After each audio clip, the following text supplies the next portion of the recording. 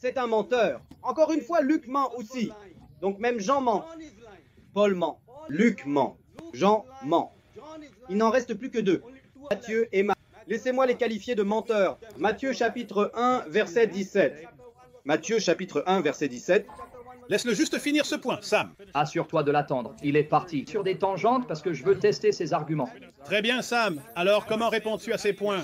Voici une chose que je veux faire. Cet homme, je vais maintenant prendre mon temps pour démolir ses arguments, mais je le préviens maintenant. Tu ferais mieux d'écouter bien. Chaque fois que tu attaques, ne sois pas fâché si j'embarrasse ton prophète et ta divinité, parce que tu es sorti du sujet. Tu peux aborder le sujet. Parlons maintenant de la tromperie. Puisque tu t'es dérobé parce que tu avais peur de mes arguments, je vais démolir tes arguments un par un. Dans le chapitre 3 de ton Coran, chapitre 3, verset 55, ton Dieu est appelé Khairul Makarim. Le pire, le plus grand de tous les trompeurs, il fait même paraître Satan honnête, parce que ton Dieu est menteur, trompeur. Dans le chapitre 8, versets 43 à 44 du Coran, ton Dieu est tellement impuissant et sans pouvoir, et il est un démon si malfaisant qu'il a dû mentir à ton prophète dans un rêve, faisant croire à ton prophète que les gens qui se sont battus étaient moins nombreux qu'ils ne l'étaient en réalité, car il est dit que s'il te les avait montrés selon leur nombre réel, tu aurais eu peur. Alors, en parlant de mensonges, ton Dieu est le plus méchant, maléfique, imposteur et trompeur. Il fait passer Satan honnête. Tu veux maintenant parler d'autres mensonges?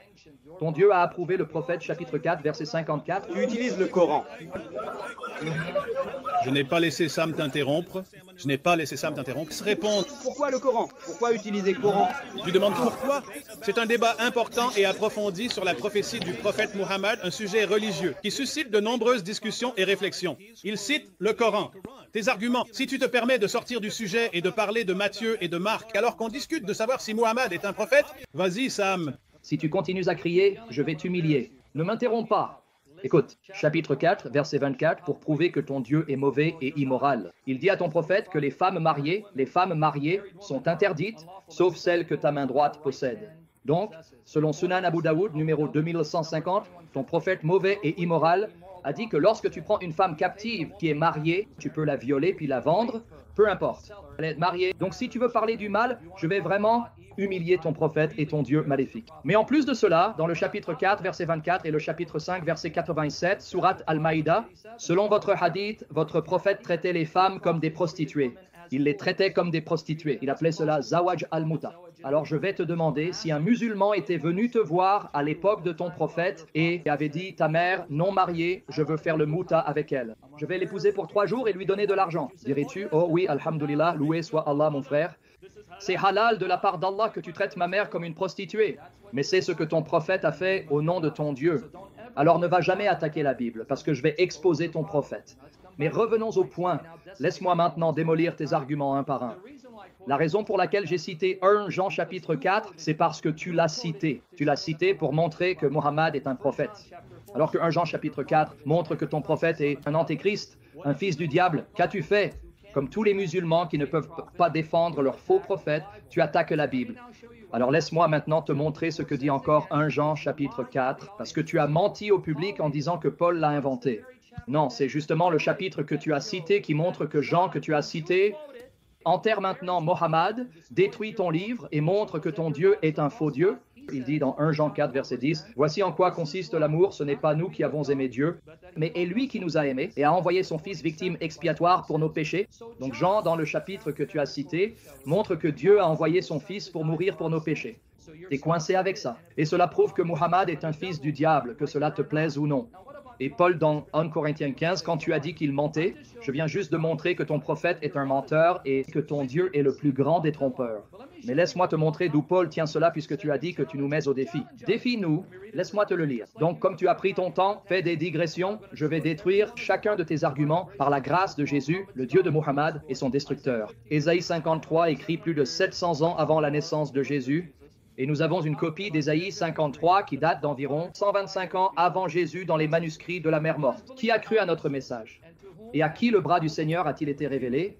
Il a grandi devant lui comme une faible plante, comme une racine sortant d'une terre aride. Il n'avait ni beauté ni éclat pour attirer nos regards, rien dans son apparence qui nous donne envie de lui. Méprisé et abandonné des hommes, homme de douleur, habitué à la souffrance, semblable à celui dont on détourne le visage. Nous l'avons méprisé. Nous n'avons fait de lui aucun cas. En vérité, ce sont nos souffrances qu'il a portées, c'est de nos douleurs qu'il s'est chargé, et nous l'avons considéré comme puni par Dieu, frappé et humilié, mais il était transpercé à cause de nos transgressions. Il a été écrasé à cause de nos fautes. Le châtiment qui nous donne la paix est tombé sur lui, et c'est par ses blessures que nous sommes guéris. Nous étions tous errants comme des brebis, chacun suivait sa propre voie, et le Seigneur, Dieu a fait retomber sur lui l'iniquité de nous tous. Maltraité et opprimé, il n'a pas ouvert la bouche. Comme un agneau qu'on mène à l'abattoir, comme une brebis muette devant ceux qui la tondent, il n'a pas ouvert la bouche. Arrêté et jugé, il a été supprimé, et parmi sa génération qui s'est soucié de son sort, il a été retranché de la terre des vivants. C'est pour la transgression de mon peuple, pour le péché de mon peuple qu'il a été frappé. On lui a donné un sépulcre avec les méchants et sa tombe avec le riche, bien qu'il n'ait commis aucune violence ni eu de tromperie. Pourtant, il a plu au Seigneur de l'écraser par la souffrance. Et même si le Seigneur fait de sa vie un sacrifice pour le péché, il verra une descendance, il prolongera ses jours, et la volonté du Seigneur s'accomplira par sa main. Après avoir souffert, il verra la lumière de la vie et sera rassasié par sa connaissance. Mon serviteur juste en justifiera beaucoup. Mon serviteur en justifiera beaucoup, et il portera leurs péchés. Sous vos yeux, cela s'effondre sur Muhammad, montrant qu'il est un antéchrist. Ésaïe dit qu'il portera leurs péchés. C'est pourquoi je lui donnerai sa part avec les grands, et il partagera le butin avec les puissants, parce qu'il a livré sa vie à la mort, et a été compté parmi les transgresseurs, car il a porté le péché de beaucoup, et il a intercédé pour les transgresseurs. Ainsi, Ésaïe avec Paul dit que votre prophète est un fils du diable, un antéchrist, et que votre Dieu est un faux Dieu, gloire à Jésus. Ensuite, vous avez calomnié Paul et dit que Paul a dit mes mensonges, n'est-ce pas? Laissez-moi vous embarrasser d'avoir mal cité Paul. Romains 3, versets 7 à 8. Contrairement à votre Dieu qui dit « J'ai les lexiques arabes » et le contexte pour le prouver, cela signifie que votre Dieu est un trompeur malfaisant, vous n'allez pas esquiver, parce que si vous comptez vous salir, je me salirai encore plus que vous. Mais laissez-moi vous montrer ce que Paul a dit à propos du passage que vous avez mal cité à votre honte et humiliation. Gloire à Jésus, il vous a livré entre mes mains. Gloire à Jésus, car vous ne savez pas à qui avez affaire. Romains 3, versets 7 à 8. Quelqu'un pourrait argumenter, comme vous, vous qui calomniez Paul. Mahomet n'était même pas digne d'embrasser les sandales de Paul. Quelqu'un pourrait dire, si mon mensonge met en valeur la véracité de Dieu, et ainsi augmente sa gloire, pourquoi suis-je encore condamné comme pécheur? Il dit que quelqu'un pourrait dire cela. Pourquoi ne pas dire, comme certains prétendent calomnieusement que nous disons, comme vous l'avez fait? Paul vient de dire que tu es un calomniateur menteur parce que des menteurs m'accusent de dire cela, alors que je ne le dis pas. C'est de cela qu'ils m'accusent. Donc tu viens encore d'être démasqué pour avoir honteusement déformé la Bible, la même Bible que le Coran te demande d'user pour juger ton prophète, et ton prophète est condamné comme un fils du diable selon cette Bible. Faisons le mal afin qu'il en résulte du bien, leur condamnation est juste. Maintenant, laisse-moi te montrer, Paul, pourquoi il est meilleur que ton Dieu et Muhammad.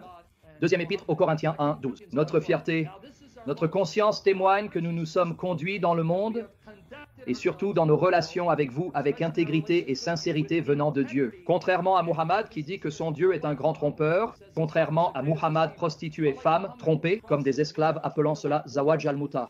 Contrairement à Muhammad qui a pris des femmes captives mariées, 424, et les a violées et les a vendues, même que leur mari était encore en vie. Paul condamne Muhammad comme le fils du diable, gloire à Jésus-Christ, le Dieu de Muhammad. Avec intégrité et une sincérité de Dieu, nous avons agi, ne comptant sur la sagesse, mais sur grâce de Dieu. Donc il vient encore de te traiter de menteur, Shoaib. Il a dit, contrairement à ton prophète, nous nous sommes comportés avec intégrité et une sincérité qui vient de Dieu. 2 Corinthiens, chapitre 2, verset 17. Contrairement à beaucoup, contrairement à Muhammad, nous ne trafiquons pas la parole de Dieu pour profit. Au contraire, en Christ, nous parlons devant Dieu avec sincérité, comme des envoyés de Dieu. Donc il n'est pas comme ton prophète qui utilisait le Coran pour de l'argent, prostituer des femmes et les violer. Gloire à Jésus, Paul n'est pas Muhammad, il est meilleur que Muhammad. Deuxième épître aux Corinthiens 4, 1, 2. Ainsi, puisque par la miséricorde de Dieu nous avons ce ministère, nous ne perdons pas courage. Au contraire, nous avons renoncé aux voies secrètes. Tu vois, il dit, je ne suis pas musulman. Je ne suis pas comme votre Dieu et prophète méchant. Nous renonçons aux voies secrètes et honteuses. Contrairement à Muhammad qui a permis à son compagnon d'assassiner Ka'b ibn al-Sharaf en utilisant la tromperie, une tromperie honteuse pour tuer quelqu'un qui se moquait de ton prophète. Merci Paul d'être meilleur que Muhammad et son Dieu car tu sers le vrai Dieu Jésus-Christ, le Dieu et le destructeur de Muhammad. Merci Paul, tu es un exemple pieux contrairement à Muhammad. Nous n'utilisons pas la tromperie. Attends, qu'est-ce que tu ne fais pas Paul? Nous n'utilisons pas la tromperie. Alors attends, Paul, tu dis que tu es meilleur qu'Allah et Muhammad. Allah dit, je suis le plus grand trompeur de tous. Muhammad a dit à Muhammad bin Maslama, tu peux utiliser la tromperie pour assassiner Ka'b ibn al-Sharaf. Tue-le. Et tu dis que tu n'es pas comme Muhammad, le fils du diable, et Allah son Dieu. Merci Paul d'être un saint, exemple de ce qu'est un vrai croyant dans le vrai Dieu, et non pas Muhammad qui a violé des femmes, les a prostituées, utilisé la tromperie pour assassiner ses ennemis, et Allah les a trompés dans un rêve, car Allah n'est pas le vrai Dieu. C'est le diable inspiré par Muhammad. Merci Paul, nous t'aimons Paul. Et nous t'honorerons toujours, contrairement à Muhammad. Nous ne déformons pas non plus la parole de Dieu. Contrairement à Muhammad qui a déformé la Bible pour la honte et l'humiliation, comme lui, un père de Muhammad, déformant la Bible pour la honte et l'humiliation. Tu n'es pas comme ça. Merci Paul. J'ai hâte de te voir au paradis, mon frère en Christ. Au contraire, en exposant clairement la vérité, nous nous recommandons à la conscience de chacun devant Dieu. Maintenant, laisse-moi te confronter à nouveau pour ton mensonge éhonté. Tu as dit qu'au 1er, au 2e et au 3e siècle, tu as dit qu'il débattait pour savoir s'il devait mettre le mot « le Père » avant Dieu. Je vais te confronter à ce mensonge. Donne-moi la source. Donne-moi la référence parce que nous l'avons en ligne. Irénée dit que tu es un menteur. Tertullien dit que tu es un menteur. Justine Martyr dit que tu es un menteur. Hippolyte dit que tu es un menteur. Novatien dit que tu es un menteur. Tu es en train de mentir devant moi à propos de l'histoire de l'Église. Cite la source. Elle est ici. Tous les documents historiques des pères de l'Église sont ici. Donne-moi le nom de la source. Je peux la chercher et te la montrer parce que je vais la garder pour plus tard. Je vais citer ces hommes pour montrer que tu es un menteur. Parce qu'ils disent dans tous que le seul Dieu c'est le Père est le seul Dieu. Alors ne pense pas que tu vas t'en sortir avec tes mensonges et ta tromperie. Ça se termine pour toi ce soir par la grâce de Jésus-Christ, le Dieu et juge de Mohammed. Enfin, et tu ferais mieux de répondre à cela? Tu as énuméré toute une liste où Israël est le fils de Dieu, Éphraïm est le fils de Dieu, Adam est le fils de Dieu. Et tu attaques Rahman. Je n'ai pas dit qu'être le fils de Dieu te rend divin, mais je sais que tu devais attaquer Rahman parce que tu es pitoyable, tu ne peux pas me réfuter. Alors laisse-moi répéter. Les mêmes passages que tu as cités prouvent encore que ton prophète est un antéchrist. Car selon la sourate Al-Maïda, note bien cela, parce que tu vas devoir défendre ton Coran, car il s'agit de ton prophète, pas de ma Bible. Ne fuis pas. Nous t'avons invité à défendre Muhammad, mais en lâche, tu t'es réfugié dans la Bible. Mais la Bible enterrera ton prophète. Chapitre 5, verset 18 du Coran, il est dit « Les Juifs et les chrétiens ne sont pas les fils d'Allah ». Chapitre 5, verset 18. Chapitre 9, verset 30, il est dit « Ces Juifs qui disent qu'Uzair est le fils d'Allah, et les chrétiens disent « Moi que Jésus est le fils d'Allah, Allah les combattra ». Chapitre 19, versets 88 à 93, on dit que la seule relation que tu puisses avoir avec ton faux Dieu est une relation d'esclave à maître. Merci d'avoir prouvé à tout le monde ici que l'Ancien Testament condamne ton prophète comme un fils du diable, car Israël est le fils de Dieu, Éphraïm est le fils de Dieu, et Adam est le fils de Dieu, mais ton prophète dit non, personne n'est le fils de Dieu. L'Ancien Testament et Nouveau Testament condamnent ton prophète en enfer et prouvent qu'il est un faux prophète. Merci Shoaib. Tu es supposé réfuter nos arguments et prouver Muhammad. Tu m'as aidé à prouver que Muhammad est un antéchrist, fils du diable. Merci Seigneur Jésus. Reste sur le sujet et je te préviens, chaque fois que tu attaques et te moques, je vais t'humilier par la grâce de Jésus, le Dieu de Muhammad.